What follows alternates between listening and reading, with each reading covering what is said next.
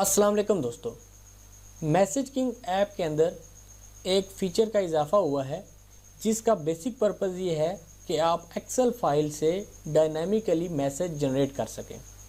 मेरे एक कस्टमर थे, उनकी रिक्वायरमेंट ये थी कि उनके पास एक एक्सेल फ़ाइल किसी पार्टी की तरफ से आती थी, उसके अंदर मुख्तलिफ डिटेल लिखी होती थी जो कि मैं आपको दिखाऊंगा अभी। तो वो ये चाह रहे थे कि अब उस एक्सेल फाइल के अंदर जिन जिन कस्टमर्स के नंबर लिखे हुए हैं उनको हमने एक डायनामिक मैसेज जनरेट करना है जिसके अंदर उनकी डिटेल जाए। अब सबसे पहले तो उन्होंने जो मुझे एक्सेल की फाइल भेजी थी वो उन्होंने फाइल भेजी थी, यहाँ पे अगर आप देखें ये सीरियल नंबर लगा हुआ था, ये डमी डाटा मैंने इसमें से निकाला है, इसमें एक नंबर मेरा है और बाकी ये फेक नंबर है। तो यहाँ पे आप देखिएगा कि ये डेट आ रही थी, क्लास आ रही थी और ये उस कस्टमर का नाम था, एड्रेस था, ये मोबाइल नंबर था, ये उसके चार्जेस थे और ये इनका बारकोड था। बेसिकली उन्होंने एक मैसेज जनरेट करना था जिसके अंदर उनका बारकोड भी जाए, उनको चार्जेस का भी पता चले और इस कस्टमर के नाम का जाए और ये डेट भी उनको मिले और किस नंबर के ऊपर जाए वो नंबर यहाँ से सिस्टम ने, एप्लीकेशन ने पिक करना था। अब उसके लिए मैंने जो एंड्रॉयड एप्लीकेशन के अंदर जो इजाफा की है वो मैं आपको बता देता हूँ। अब यहाँ से एप्लीकेशन ओपन की हमने,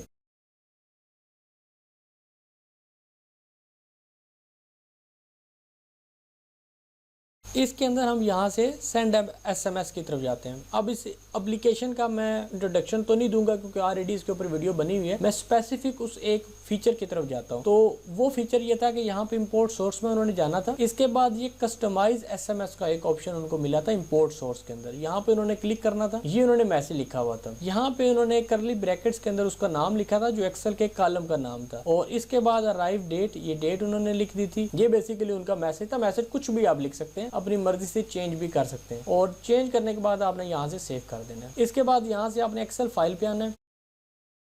कहीं पे भी एक्सेल की फाइल जो आपके पास मौजूद होगी वो आपने उसको एक्सेल की फाइल बता देनी है। अब सपोज करें ये वाला है, मैंने एक्सेल की फाइल उसको दे दी है। इसके बाद मैसेज सेंड करने से पहले मुझे ये देखना है कि यार मेरा मैसेज बनेगा क्या, आया इन्फॉर्मेशन ठीक भी आ रही है या नहीं आ रही। तो मैंने यहाँ से व्यू कर लेना है। जब मैं व्यू करूंगा तो उसने मुझे पहली लाइन का जो मैसेज बनता है वो उसने मुझे बता देना है कि इस नंबर के ऊपर मैसेज आएगा और ये वाला मैसेज आएगा जहाँ पे लिखा होगा दानिशवान कंसाइनी नेम के अंदर और योर टाइम, और इसके बाद यहाँ पे आते हैं ये डेट आ जाएगी, यहाँ से डेट पिक कर ली इसने और बार कोड नंबर से ये इसने बार कोड कर लिया। इसके बाद अब यहाँ से इन्होंने क्यू पे क्लिक करना है। क्यू पे क्लिक करेंगे तो यहाँ पे टोटल नंबर 4 थे, वो 4 के 4 क्यू के अंदर ऐड हो गए। इसके बाद यहाँ पे ये क्यू आपके सामने आ जाएगी। अब इस क्यू को भी रन करने के मुख्तलिफ ऑप्शन मौजूद हैं। अगर अभी आपने रन करना चाहते हैं तो यहाँ से आप इसका रन का बटन दबाएंगे, स्टार्ट क्यू का, ये अभी स्टार्ट हो जाएगी।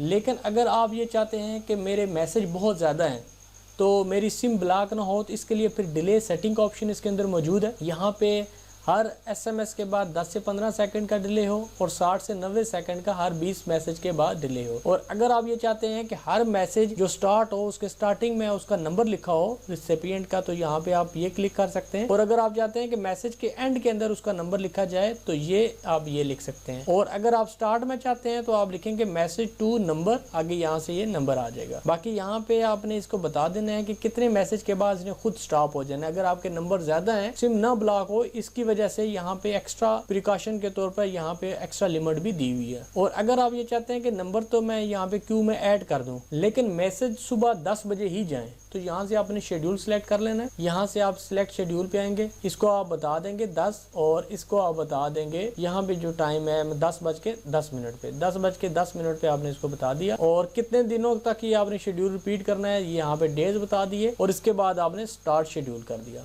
जब आप स्टार्ट शेड्यूल कर देंगे, अब आप दोबारा अगर शेड्यूल पे जाते हैं तो ये देखिएगा कि ये रनिंग में है। अब सुबह 10:10 के ऊपर ये जितने मैसेज इस क्यू के अंदर पड़े होंगे वो ऑटोमेटिकली सेंड हो जाएंगे।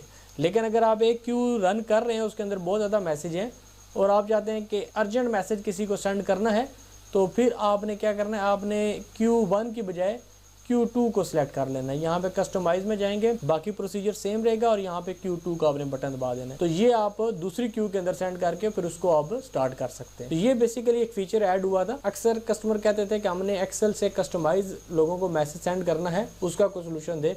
तो ये उन लोगों के लिए ये सोल्यूशन है कि एक्सेल की कोई भी कॉलम हो, डायनेमिकली कॉलम के नाम आप यहाँ पे ऐड कर सकते हैं और उसके हिसाब से सिस्टम इंफॉर्मेशन लेके उनको मैसेज जनरेट करके सेंड कर देगा।